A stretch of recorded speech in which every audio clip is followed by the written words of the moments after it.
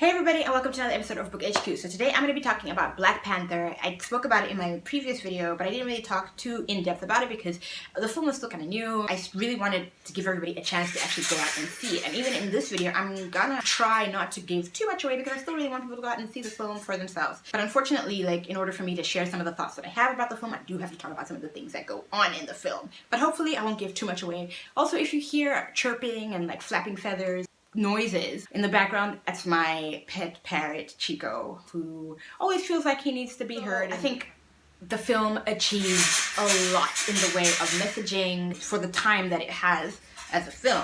It really talks about a lot of important issues, current issues. I'm just going to start with the relationship between T'Challa and Eric Killmonger. I feel like their relationship, something a lot to do with identity and identity formation. There's a particular scene in the film where Eric goes into the ancestral plane and he's talking with his father, and they have this discussion on being lost and being found. And you see him as a child. He kind of switches between being a child and being a grown-up, and it's sort of this idea of not knowing really who he is and kind of having a difficult time with who he is being in the environment that he grew up in. T'Challa kind of has all of that already with him. He has all the ancestral knowledge, etc., because he's a child of the soil and he's just been on the soil and never kind of left. The very, very strong female characters in the film, very intelligent, very complex, not overly sexualized, although still being sensual and desirable. And I think also it's really cool to see that in their society, women are free to have as much agency as men, and it's not weird for the men, and men aren't retaliating and trying to oppress them. I mean, they have a king, but it doesn't seem like a very patriarchal society. And I kind of feel like you see that even with Okoye, who's the general of the military, that is all female, but she has a male love interest, and he's also the leader of the border tribe, which is keeping the country safe, and it works. There's no weird power dissonance, which I think is really cool in the film. And you see that throughout, even between the relationship with T'Challa and Nakia, T'Challa and Shuri. I also really liked the idea of a country in Africa that was able to realize its full potential without any outside influence. It's not whenever I see images of Africa on TV, in the beginning I used to be like, where is that? Because it's not what I know, what I see, how I grew.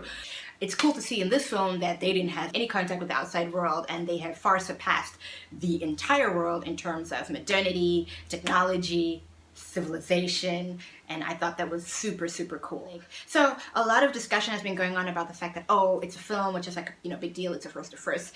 And I feel like it's definitely more than that, the way in which it addresses so many issues. So one of those issues that you see, for example, just in the beginning, and they address it without even talking about it, really, but just by seeing it, is when T'Challa goes to rescue Nakia in Nigeria. I thought that was really clever and really current and important, and a wonderful way to bring up those issues. Another way in which I think that is done is that Chadwick Boseman has this thing as T'Challa where they ask him questions and he kind of has this pensive look on his face, and he's gonna explain to them, he's gonna tell them, but they cut the scene and we don't actually see him doing it. And I think at the after credit scene, the end credit scene, you see him talking about how he's now gonna change policy and share with the world what they have, and then, oh, what do you have to share with us? You're a small farming country, and you can see he's oh, you don't really know, and he's gonna tell them, but he doesn't. I really enjoyed seeing Ulysses Claw. Dude, congrats to you on nailing that Afrikaner accent, man. The accent was spot on, 100%, as they say. It was really interesting, the dialogue, or the moment that he said something that really struck me, oh, that is so. He says, you savages didn't deserve it, and I was just why are they savages though? Are they savages because they're Africans? Because you are South African as well, so you're African. So why really are you referring to them as savages?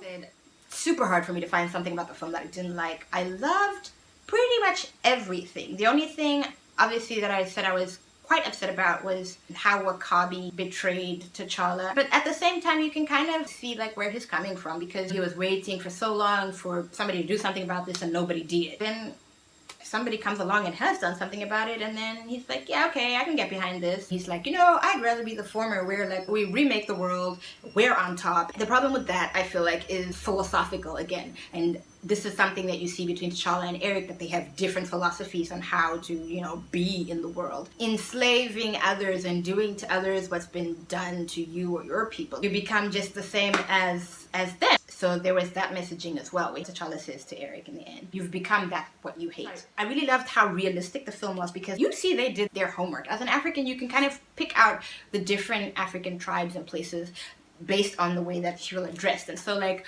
the merchant tribe woman is a Himba woman from Namibia. Wakabi's tribe, the blanket people from Lesotho, right? They wear blankets because they live in the mountains, and the mountains are frosty, and they ride horses. And there's actually a South African comedian who has a joke where he's like, oh, he went to Lesotho and he was stopped by the police on a horse, a dude wearing a duvet, and so obviously it's not a duvet. I thought it'd be really fun if I just threw up some images of the different tribes in Wakanda and the real tribes that they get their inspiration from the different countries in Africa.